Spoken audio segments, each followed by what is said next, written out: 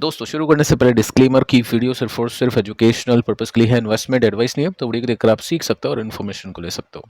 बाकी इससे पहले एक वीडियो मैं आपको दे चुका हूं जो कि अभी बहुत ही इंपॉर्टेंट है आपके लिए देखना, तो आप इसको मिस मत करना, इसको जरूर से आप देख लेना। एक बहुत इंपॉर्टेंट क्वेश्चन कि कैश है, पैसा है, बट मार्केट में अपॉर्चुनिटी नहीं मिल रही क्योंकि मार्केट तो अब नीचे से ऊपर जा चुका है। तो क्या कर सकते हैं? कई इन्वेस्टर्स कहते हैं कि हमारे पास में 10% कैश है, कई कहते हैं कि 20% कैश है, कई कहते हैं 30% कैश है, कई 40% कैश है। 40% से भी ऊपर कैश है तो आप नीचे लिख दो, ठीक है। और क्यों डिप्लॉय नहीं करा आपने बॉटम पे, उसके साथ में वो भी आप लिख देना, ठीक है। आपके पास में कितना कैश है नीचे आप कमेंट कर सकते हैं। कई लोग फुल्ली इन्वेस्टेड हो गए, कई के पास में 10% कैश होगा। कितना कैश आपके पास में है जो ओके है, वो भी अपन यहाँ पे देखने वाले हैं। फर्स्ट एक एग्जांपल मैं आपको दूंगा एक म्यूचुअल फंड का जिसका नाम है Parag Parikh flexi cap regular growth, ठीक है। मतलब ये डायरेक्ट इनडायरेक्ट वो चीज आप देख सकते हैं। बाकी मेन जो फंडा है ना वो ये है कि इनके पास में, इन फंड मैनेजर्स के पास में हमेशा कुछ ना कुछ कैश होता है। अगर आप इसमें ग्रोथ देखोगे तो ग्रोथ इसमें काफ़ी सही आती है, कंसिस्टेंसी काफ़ी सही है, वॉलेटिलिटी काफ़ी कम होती है। और अगर आप इंटरव्यू सुनोगे इन फंड मैनेजर्स का तो ये सिर्फ एक बात कहते हैं कि मार्केट के अंदर क्या है, हमेशा कहीं ना कहीं अपॉर्चुनिटी मिलती है। अगर मार्केट ऊपर भी होता है तो भी आपको कुछ कंपनीज में मौके मिलेंगे। हमेशा कोई ना कोई कंपनी आपको नीचे मिलेगी जिनके फंडामेंटल्स अच्छे होंगे, और हमेशा कोई ना कोई कंपनीज आपको ऊपर मिलेगी जिनके फंडामेंटल्स खराब होंगे।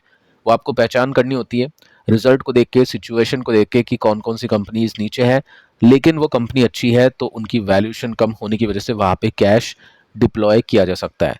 अगर आप स्टॉक में इन्वेस्ट करते हैं और आपने ये सोच लिया कि हमने खरीदारी करी नहीं है, हमारे पास में कैश है, अब क्या हो गया, ये हो गया, वो गया, तो बिल्कुल आप गलत समझ रहे हो। आपके पास में हमेशा मौके मिलेंगे और इस मार्केट के अंदर काफ़ी मौके हैं जहाँ पे आप यूटिलाइज कर सकते हैं, क्योंकि अभी तो जस्ट Q4 के रिजल्ट आना शुरू ही हुए हैं। एग्जैक्टली आप बॉटम पे प्रिडिक्ट नहीं कर सकते, एग्जैक्टली आप बॉटम पे इन्वेस्ट नहीं कर सकते, लेकिन आप सही टाइम पे सही कंपनी इसमें इन्वेस्ट कर सकते हैं। एग्जैक्टली बॉटम आपको नहीं मिलेगा, लेकिन अगर आपकी रिसर्च में दम है तो आप सही कंपनी इसको चूज कर सकते हैं। अब देखिए दोस्तों, यहाँ पे पराग पारिक के पास में 15% का कैश होता है, कभी कभी 20% का कैश होता है। ऐसा कभी नहीं होना चाहिए आपके पोर्टफोलियो के अंदर कि कैश हो ही ना, यानी आप 100% इन्वेस्टेड रहे। देखो 100% इन्वेस्टेड रहना अच्छी बात होती है, लेकिन लॉजिकली देखें तो होता क्या है कि कई लोग लमसम इन्वेस्टमेंट करते हैं, कई लोग एसआईपी में इन्वेस्टमेंट करते हैं, मैक्सिमम लोग एसआईपी में ही इन्वेस्ट करते हैं। एसआईपी का मतलब है पर मंथ इन्वेस्ट करते हैं, ठीक है। पर मंथ इन्वेस्ट करने का मतलब यही है कि आपके पास में 25,000 रुपीज इन्वेस्टमेंट करने के लिए है जनवरी में। आपके पास में जैसे पैसा है आपने वो मार्केट के अंदर लगा दिया, तो उसका मतलब क्या है, आप 100% इन्वेस्टेड है। लेकिन अगर आपने कोई कैश बफर नहीं रखा हुआ है, आपने कोई इमरजेंसी फंड क्रिएट नहीं कर रखा है, आपने कोई अपॉर्चुनिटी फंड क्रिएट नहीं कर रखा है, तो आप बहुत बड़ी मिस्टेक करो, आप रिस्क मैनेजमेंट नहीं कर रहे हो, ठीक है। कैसे करते हो वो मैं आपको बता देता हूँ। देखो यहाँ पे जो 15% जो कैश इनके पास में है, ये बैंक में नहीं है, ये इनके डेट के अंदर है। मैक्सिमम जो पैसा है वो डेट के अंदर है। कुछ कैश भी दिखेगा, कुछ डेट दिखेगा। तो जो कैश दिख रहा है ना इनके पोर्टफोलियो, अगर आप देखोगे तो वो जो कैश है वो बैंक में नहीं है, वो कैश लिक्विड में है, यानी लिक्विड फंड में है। लिक्विड फंड भी डेट होता है, डेट फंड होता है, और कॉर्पोरेट बॉन्ड या जो भी अलग अलग बॉन्ड्स होते हैं वो भी डेट होते हैं। डेट फंड यानी जो बॉन्ड्स होते हैं वो नॉर्मली आपको आज की डेट में 7% के रिटर्न्स देते हैं। लिक्विड फंड की बात करें तो वो 6% के आसपास के रिटर्न्स देते हैं। तो अल्टीमेटली आपका पैसा यूज होना चाहिए, चाहे वो मार्केट में यूज नहीं हो तो कहीं और यूज होना चाहिए। तो पहली चीज तो ये मान लो कि आपके पास में कैश है और आपके पास में वो कैश बैंक में है, तो उसको डेट में डालिए, या तो वो बॉन्ड्स में डलने चाहिए या लिक्विड फंड में डलने चाहिए। बॉन्ड्स में वो पैसे लगते हैं जिनको आप छोड़ सकते हैं कुछ मंथ के लिए। लिक्विड फंड में वो पैसे डलते हैं जिसको आप कुछ दिन या कुछ हफ्तों के लिए छोड़ सकते हैं, ठीक है। तो ये चीज आपको समझनी चाहिए कि आपका कैश है तो वो कैश है कहाँ पे सबसे पहले, ताकि आपको ये नहीं लगे कि मार्केट में अगर मैंने मिस कर दिया तो वो कैश मेरा यूज नहीं हो रहा है। एटलीस्ट आपको उसके अंदर फिक्स रिटर्न्स मिल रहे हैं। अब देखिए होता क्या है, मार्केट जब नीचे आता है तो आपको ये चीज पता होनी चाहिए, जो मैं आपको बताता हूँ कि मार्केट का पैटर्न कुछ ऐसा है, सेल ऑन राइज का। यानी जो बॉटम है वो नीचे शिफ्ट हो रहा है, टॉप नीचे शिफ्ट हो रहा है, बॉटम नीचे, टॉप नीचे। इट मींस मार्केट का बॉटम अभी तक बना नहीं है और मार्केट यहां से और गिर सकता है। एसआईपी इन्वेस्टर जो म्यूचुअल फंड में एसआईपी करते हैं वो कंटिन्यू करते हैं ऐसे टाइम पे। जो डायरेक्ट इन्वेस्ट करते हैं, चाहे वो म्यूचुअल फंड हो या स्टॉक्स हो, वो इस समय अपने फंड को रोक देते हैं, अपने पर मंथ की जो भी अमाउंट होती है उसको मार्केट में इन्वेस्ट नहीं करते हैं, उसको वो रखते हैं डेट के अंदर या लिक्विड फंड के अंदर। जो मार्केट ऊपर था, मार्केट नीचे आ रहा था, मैंने आपके साथ में कुछ वीडियो शेयर किए थे, आपको बॉन्ड्स के बारे में बताया था, ठीक है, तो वो मैं आपको इसी वजह से सिखा रहा था ताकि आप करंट सिचुएशन के हिसाब से सीख पाओ। तो जब मार्केट नीचे गिर रहा होता है, आपको पता है सिचुएशन खराब है, आपको पता है ट्रेंड खराब है, सब चीज़ें खराब है, आपको इतना समझ है कि मार्केट अभी और गिरेगा, जो मैं आपको बताते रहता हूँ, टेक्निकल्स, निफ्टी, ये सब चीज़ें। तो उस समय क्या करते हैं, इन्वेस्टमेंट को रोक देते हैं। एसआईपी देखो कोई कर रहा है, उसकी जाती है पर मंथ 5 तारीख को, 2 तारीख को, तो वो ऐसा इन्वेस्टर है जिसको मार्केट की ज़्यादा नॉलेज नहीं है, तो वो ये चीज़ प्रिडिक्ट नहीं कर सकता है। मैं वीडियो से बता दूंगा तो उससे क्या होगा, कन्विक्शन तो आपके अंदर ही आएगा। तो उसको नॉलेज नहीं है तो वो अपनी एसआईपी कंटिन्यू रखता है। लेकिन किसी को नॉलेज है या एसआईपी के साथ में वो खुद भी सीख रहा है, तो वो उस समय अपने कैश को डिप्लॉय कर देता है डेट के अंदर या लिक्विड के अंदर, ठीक है। अब होता क्या है, मार्केट है तो मार्केट के अंदर बॉटम भी बनेगा। जैसे यहाँ पे बॉटम बना, यहाँ पे आने से पहले ही मैंने आपको बता दिया था कि ये जो ब्रेकडाउन होगा उसके बाद में अगला बॉटम दूर है, और यहाँ पे अगर ये मार्केट आया तो मैं अपना कैश यहाँ पे डिप्लॉय करना शुरू करूंगा। मैंने ये शब्द यूज किए थे। शुरू करना क्या होता है, शुरू करना ये होता है कि आपको समझ में आ गया कि मार्केट यहाँ तक जा सकता है, यहाँ पे वैल्यूएशन जस्टिफाई करेगी। बहुत डेटा मैं आपको दे रहा था वैल्यूएशन का कि निफ्टी इस समय इस वैल्यूएशन पे है। ड्रॉ डाउन का डेटा मैंने आपको दिया था, ये डेटा मैंने आपको दिया था कि इस वैल्यूएशन पे अगले 3 साल में कितने रिटर्न बनते हैं, इस वैल्यूएशन पे अगले 3 साल में कितने रिटर्न बनते हैं। आईसीआईसी के कुछ ट्रिगर्स मैंने इंडिकेटर्स आपको दिए थे, तो वो सबसे अपने को ये आइडिया लगा कि यहाँ पे निफ्टी हाँ कंफर्टेबल है खरीदारी करने के लिए, ठीक है। सो यहाँ पे इन्वेस्टर क्या करेगा, अपने कैश को लगाएगा। उसने जो भी कैश रोका हुआ है पर मंथ का, जो भी जैसे आपने कैश रोका हुआ है या कुछ और एडिशनल कैश आपके पास में है, कई लोग इन्वेस्टर क्या करते हैं, अपने पोर्टफोलियो को थोड़ा सा बेच देते हैं। एग्जाम्पल एलटीआई माइंट्री का मैंने आपको दिया था, वो स्टॉक अपने रेसिस्टेंस पे था। एंथ्रोपिक की न्यूज़ से हमने बात कर ली थी कि यहाँ पे एक तो 4000 फिर 3000, यानी जो भी है उसका सपोर्ट था एग्जैक्टली समझ में आ जाता है, तो कुछ स्टॉक्स बेच देते हैं, बहुत अच्छी बात है, समझदारी बात है। तो वो इन्वेस्टर अपने पैसे को डेट में रख लेते हैं और अपने नए इन्वेस्टमेंट को रोक देते हैं। जैसे ही इन्वेस्टर को समझ में आया, अपनी अपनी क्षमता होती है, किसी को यहाँ बॉटम लगेगा, किसी को कहाँ पे लगेगा, तो जैसे इन्वेस्टर को समझ में आया कि नहीं मेरे हिसाब से ये लेवल अच्छा है, मेरे हिसाब से ये वैल्यूएशन अच्छी है, जैसे कि मेरी ये वैल्यूएशन ये लेवल अच्छा था, तो उस समय जैसे मैंने आपको कहा इन्वेस्टर क्या करता है, इन्वेस्ट करना शुरू कर देता है। शुरू का मतलब यह है कि वहां पे पैसा ठोक दिया 50%, 50%, 50% पैसा वहां पे लगा दिया। अब क्या हो सकता है, अब दोस्तों मार्केट के अंदर ये हो सकता है कि या तो मार्केट यहां से और गिरेगा या फिर यहां से मार्केट ऊपर जाएगा, दो ही चीजें हो सकती है, ठीक है। हुआ क्या है, अभी मार्केट ऊपर जा रहा है, तो 50% जो पैसा है, अगर मार्केट गिरता है तो क्या करेगा इन्वेस्टर, वो अगला बॉटम देखेगा, तब तक वो पैसे नहीं लगाएगा। अगला बॉटम आएगा तो उसका 50% का भी वो 50% लगा देगा। वो सिचुएशन हुई नहीं, अगर होती तो फिर उस हिसाब से अपन बातचीत करते हैं, ठीक है। सेकेंड सिचुएशन की बॉटम से मार्केट ऊपर जा रहा है, जो सिचुएशन अभी आप देख पा रहे हैं। जितने भी वीडियोस मैंने आपको बताया है निफ्टी को डिस्कस करते हुए, मैंने आपको कहा है कि ये मार्केट अब वो बन चुका है बाय ऑन डिप का, यानी अब निफ्टी कभी भी लाल हो जाए तो वहां पे कैश डिप्लॉय करने की अपॉर्चुनिटी है। यानी 50% जो पैसा है जो बचा हुआ है वो हर मार्केट की डिप के अंदर डिप्लॉय किया जाएगा, जो मैं भी कर रहा हूं इस तेजी के अंदर, ठीक है।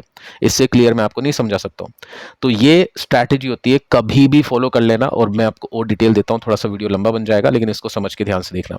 अब देखो एसेट एलोकेशन एक बहुत इंपॉर्टेंट चीज होती है, उसके अंदर काफी लोग क्या करते हैं, जैसे ये भी क्वेश्चन आता है कि कितना कैश रखूं, कितना क्या रखना है।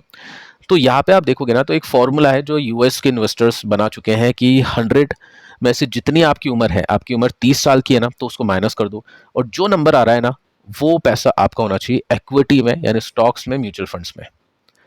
मेरा फंडा थोड़ा दूसरा है, मैं इसमें 30 या जो भी एज है उसको माइनस करने के बाद में 10 ऐड कर लेता हूँ, थोड़ा सा अग्रेसिव हूँ, तो 80 आ जाता है, 25 होगा तो 85 आएगा, 35 होगा तो 75 आएगा। तो जो भी अमाउंट आता है, जो भी उतना पैसा इक्विटी में होना चाहिए। लेट सपोज 80 रुपये इक्विटी में डाल दिया। अब देखो यहाँ पे क्या है, 20% है, तो कई इन्वेस्टर 10% गोल्ड में डाल देते हैं।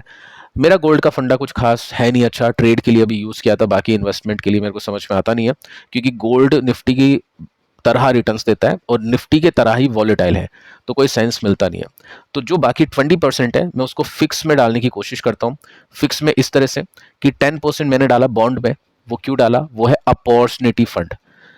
बाय चांस ये पैसा हमेशा मेरे हाथ में रहेगा, चाहे मार्केट नीचे हो चाहे मार्केट ऊपर हो। बाय चांस कुछ स्टॉक्स मेरे को ऐसे मिले जो मुझे समझ में आते हैं, वो यहाँ पे यूज होगा।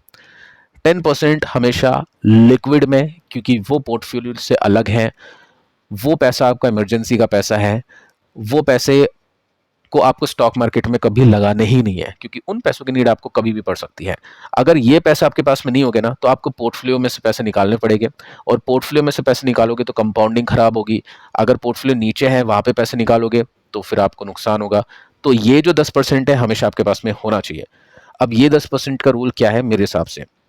आपके पर मंथ अगर 25,000 का खर्चा है या 30,000 का खर्चा है, उसको मल्टीप्लाई करो 6 से, यानी जो भी आपका पर मंथ का खर्चा है 6 महीने का खर्चा, या फिर आपके पोर्टफोलियो का 10%, जो भी ज्यादा हो, जो कम हो वो नहीं, जो भी ज्यादा हो वो पैसा आपका पोर्टफोलियो में होना चाहिए। ठीक है, तो ये रूल है, ताकि आप इन 20% से थोड़े से सिक्योर हो जाओ, और जो 80% है उसको आप कंपाउंड करने दो, उसमें आप टेंशन फ्री हो जाओ। तो ये रूल हमेशा फॉलो करना, इसको रिस्क मैनेजमेंट बोलते हैं। आप सोचोगे यार 20% पैसा मेरा काम ही नहीं आ रहा मार्केट के अंदर, ये तो फिर क्या है?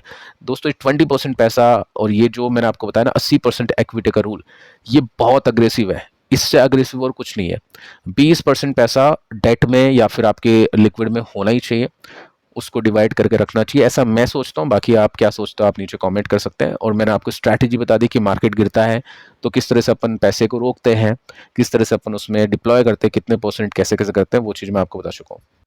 अब दोस्तों बात करते हैं लॉजिक की, रीज़न की, कि क्यों 50% क्यों डिप्लॉय हम करें, क्यों हम मार्केट जब चल रहा है बॉटम से तब भी क्यों हम बाय ऑन डिप करें। वो क्यों का जवाब आप यहाँ पे ले सकते हैं। देखिए पिछली बार जब ये मामला हुआ था जिसमें क्रूड ऊपर गया था, रशिया यूक्रेन हुआ था, उस समय मार्केट ने कितने समय तक अपनी न्यू ऑल टाइम हाई नहीं लगाई। ये वीकली चार्ट है, यानी 84 बार्स, यानी 84 हफ्ते डेज। अगर आप देखोगे ना तो यहाँ पे आप देखो 588 आपको दिखेगा, यानी 588 दिन तक ऑल टाइम न्यू हाई नहीं लगी। अभी अगर मैं देखूँ तो 81 बार्स हो चुके हैं, 570 दिन हो चुके हैं, यानी हम कुछ उसी टाइम पे आ चुके हैं जहां से मार्केट ने ऑल टाइम हाई लगाई थी।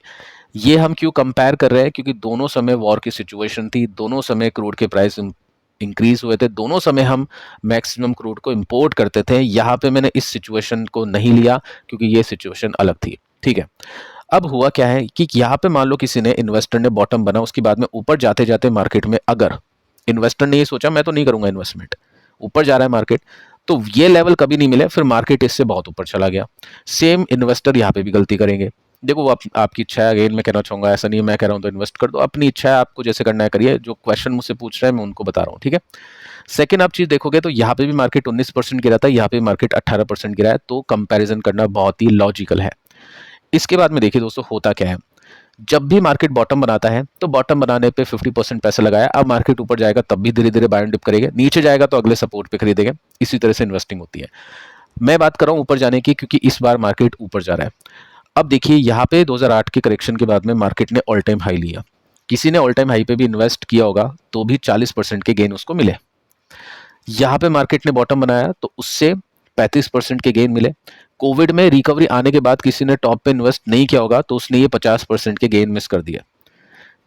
बॉटम बनने के बाद में मार्केट नया टॉप बनाएगा, नई ऑल टाइम हाई बनाएगा, तो या तो बॉटम पे पकड़ो या बॉटम के आसपास पकड़ो, नहीं तो फिर ऑल टाइम हाई बनाएगा तो खरीदोगे तो आपके रिटर्न्स कम हो गए, बहुत ऊपर जाने के बाद खरीदोगे तो अल्टीमेटली सब कुछ आप मिस कर चुके होगे।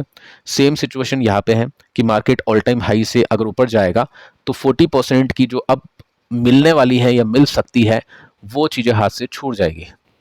तो इसी वजह से कहते हैं कि जो बॉटम है वहां पे लिया, आसपास ले लिया, ठीक है, उसके आसपास लेना चाहिए। एग्जैक्टली बॉटम पे आप 100% कैश नहीं डाल सकते हो, बड़े बड़े इन्वेस्टर से गलती होती है, वॉरेन बफेट हो या कोई भी हो। इतना भी अगर आप कर पा रहे हो जो मैं आपको बता रहा हूँ, जो मैं खुद भी कर रहा हूँ, वो ही बहुत है, मतलब उससे ज़्यादा एक्यूरेसी नहीं होती स्टॉक मार्केट के अंदर। ठीक है, बाकी Q4 के रिजल्ट देखते हैं कैसे के नंबर्स आते हैं, उसके बेसिस पर डिटेल में डिस्कस करते हैं। आई थिंक कैश की जो भी क्वेश्चन आपके दिमाग में हो गए मैं सॉल्व कर चुका हूँ और रीज़न आपको दे चुका हूँ कि क्यों हमको कैश डिप्लॉय करना चाहिए। बाकी दोस्तों स्टॉक की जानकारी के लिए कल की वीडियोस को देख लेना, शायद आज 2 ही वीडियोस, बाकी कल डिस्कस करते हैं नंबर्स के बेसिस पे। इस वीडियो को आप जरूर से देख लेना। मिलते हैं कल, तब तक के लिए शुभ रात्रि।